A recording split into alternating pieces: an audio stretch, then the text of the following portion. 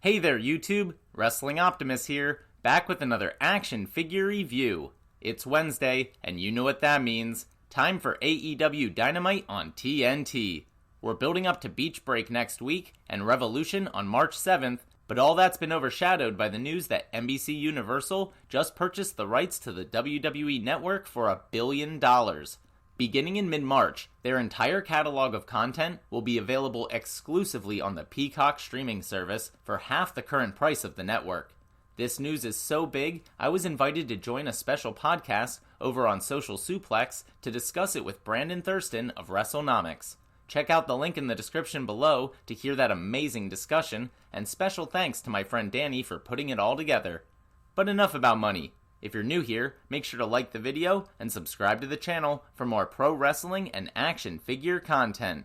Now, we're headed into my custom dailies place, so for a recap and review, let's take it over to the action figures.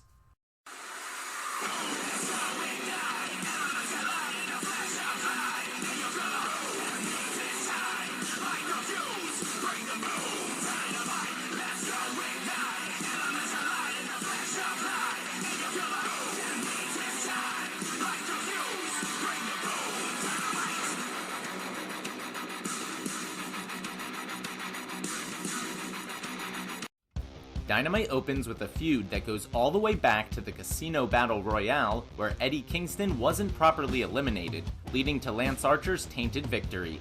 Ever since then, Eddie's held a grudge, and now it's boiled over.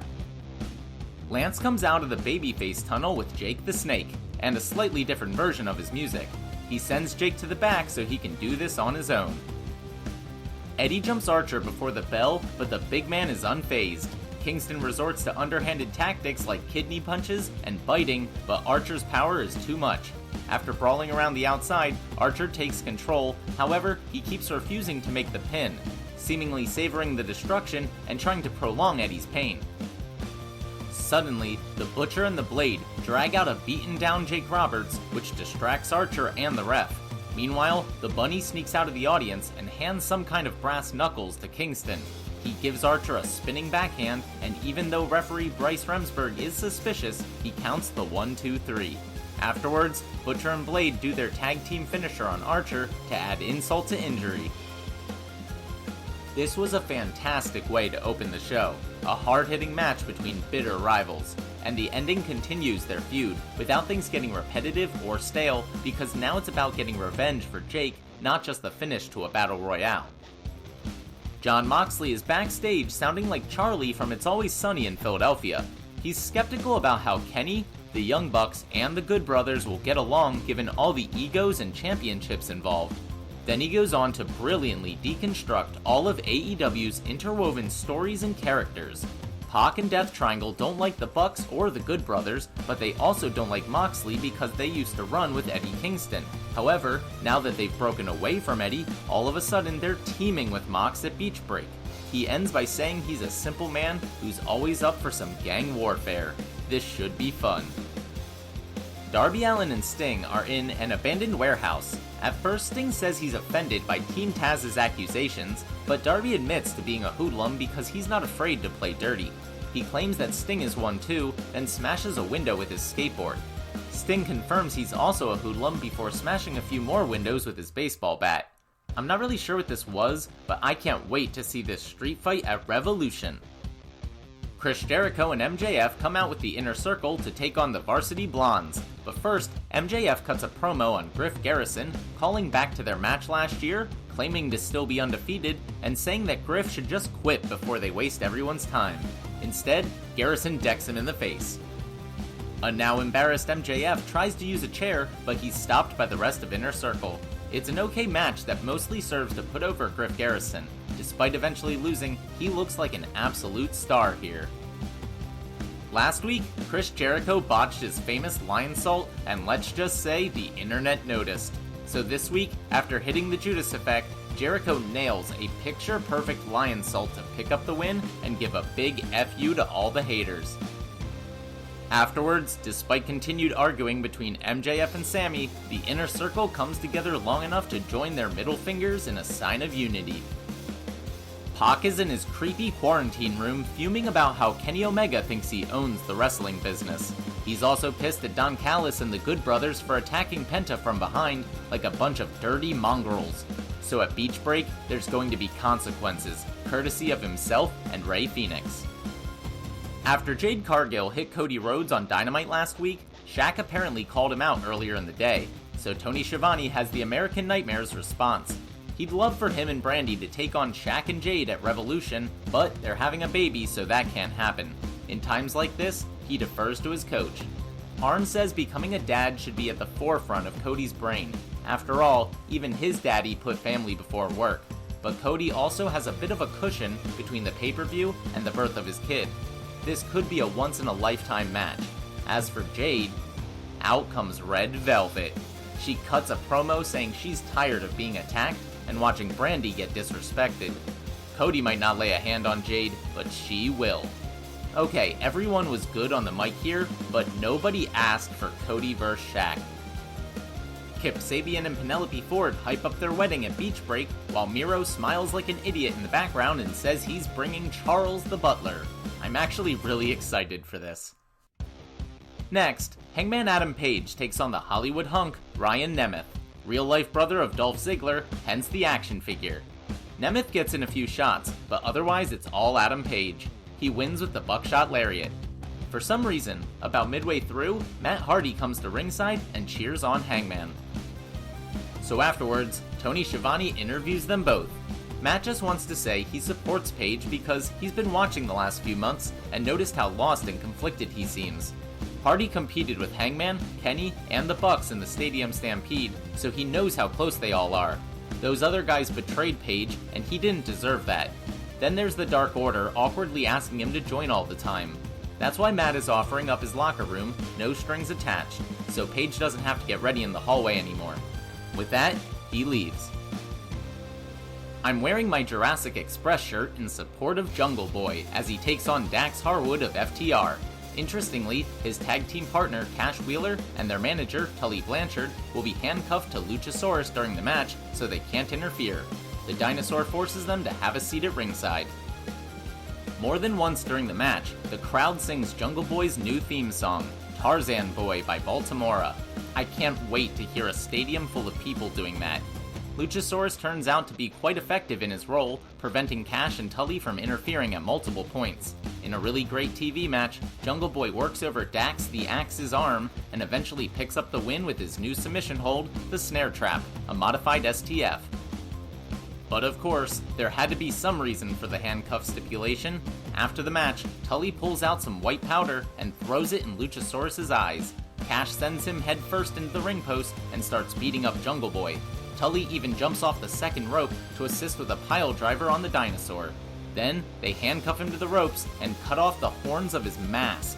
They also try to cut Jungle Boy's hair, but Marco Stunt, SCU, and Top Flight make the save. Team Taz is out in the parking lot talking about how they're going to win at Revolution when they see a merchandise table. Hook speaks for the first time that I can remember, and holy crap is he intimidating. He scolds the poor merch guy for selling Sting shirts and demands to know where the FTW stuff is. When the guy claims they don't have any, Hook says he's got an attitude. He knocks the guy's hat off, punches him in the gut, and throws him over a barricade. Powerhouse Hobbs does the same with another faceless merch guy. They trash the stand as Taz screams about breaking stuff. Finally, Brian Cage picks up one merch guy and throws him into the side of a truck lawn dart style before Ricky Starks slams another through the original table. Ooh, I might leave that one in for the people. In our token women's match of the night, Dr. Britt Baker, DMD, takes on the Dragon Ball themed Shauna. She's been on a win streak lately over on Dark, justifying this opportunity for exposure on the main show. The crowd seems to like her, and that's only enhanced by Baker's excellent heel work. Reba feigns helping Shauna at one point in order to distract her for a sneak attack from behind. Then, her shoulder is driven into the ring post as Britt mocks her pain. After a commercial break, Shauna regains control, but not for long. The doctor calls for a latex glove, telegraphing the lockjaw, so Shauna counters the attempt into a near fall. But Reba distracts the ref again, allowing Baker to sink in her submission and get the tap-out victory. Just like seemingly every other match tonight, the heels beat up the babyfaces after the bell. But in this case, it's Thunder Rosa who makes the save, setting up her match with Britt Baker next week at Beach Break. MJF finds Sammy Guevara at the bar in yet another attempt to clear the air. He explains that he docked Wardlow's pay for interfering in their match, and it will never happen again. But Sammy sees through all of Max's manipulative bullshit.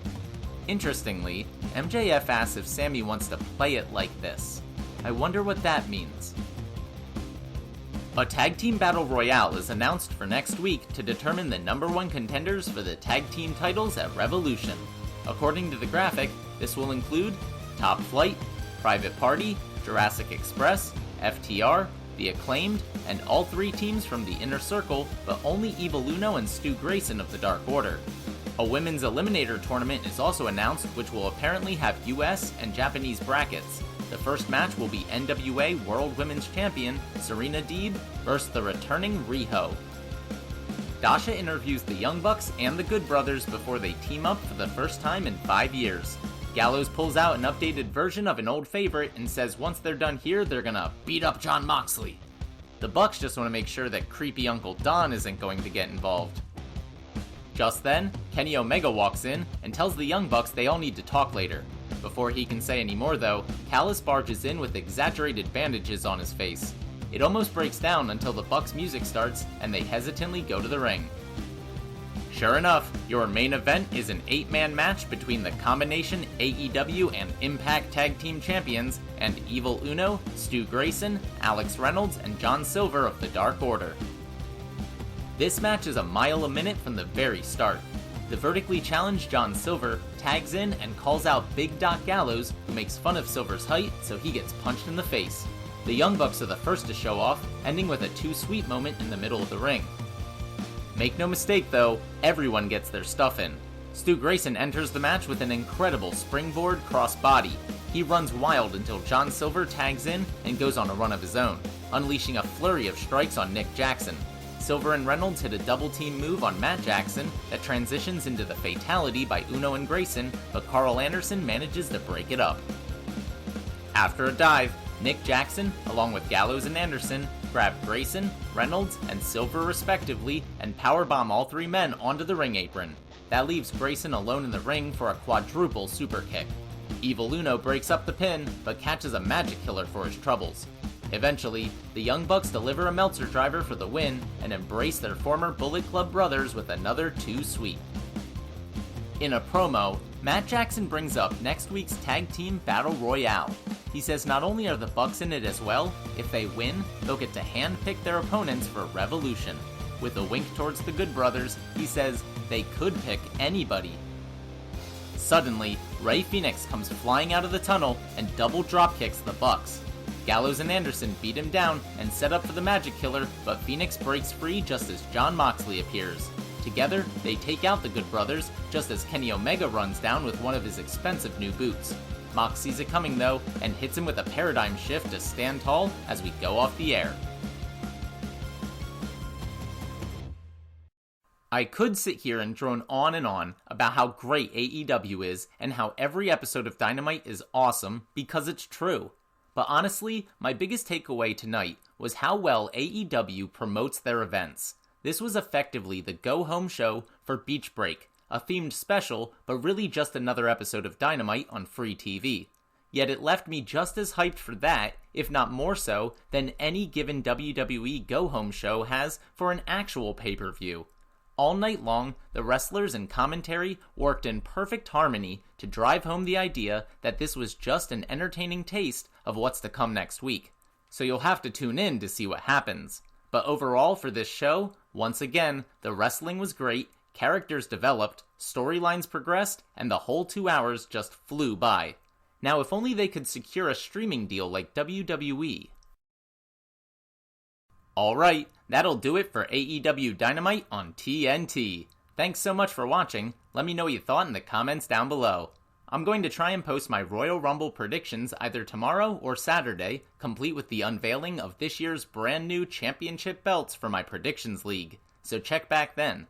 Otherwise, I'll be back next Thursday with my action figure review of Beach Break. If you enjoyed this video, make sure to do all that normal YouTube stuff. Smash the like button, share with any wrestling or action figure fans you may know, subscribe to the channel, and spread the word. You can also talk to me over on Twitter at PSUOptimus, or see all my best figure photography over on Instagram at WrestlingOptimus.